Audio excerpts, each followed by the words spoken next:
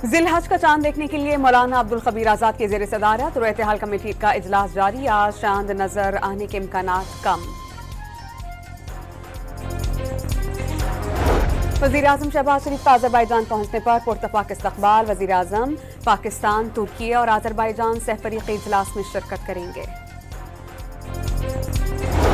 Field marshal Asim Munir کی Tehran میں ایرانی مسلح افواج کے سربراہ میجر جنرل محمد باقری سے ملاقات۔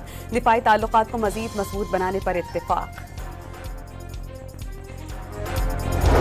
اور دیامیر لوور میں بارش سے شاہراہ قراقرم کے 3 مقامات پر لینڈ سلائیڈنگ۔ شاہراہ بند ہو جانے سے گلگت بلتستان کا زمینی رابطہ منقطع۔ مقامی افراد اور سیاحوں کی گاڑیاں پھنس گئیں۔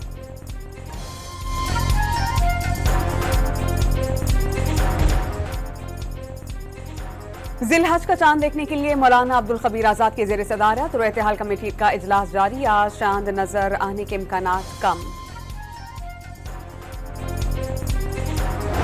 وزیراعظم شہباز شریف کا آذربائیجان پہنچنے پر پرتفاق استقبال۔ وزیراعظم پاکستان، ترکی اور آذربائیجان سہ فریقی اجلاس میں شرکت کریں گے۔ فیلڈ مارشل عاصم منیر کی تہران میں ایرانی مسلح افواج کے سربراہ میجر جنرل محمد باقری سے ملاقات۔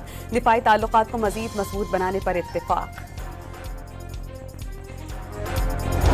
اور دیامیر لوور میں بارش سے شاہراہ قراقرم کے 3 مقامات پر لینڈ سلائیڈنگ۔ شاہراہ بند ہو جانے سے گلگت بلتستان کا زمینی رابطہ منقطع۔ مقامی افراد اور سیاحوں کی گاڑیاں پھنس گئیں۔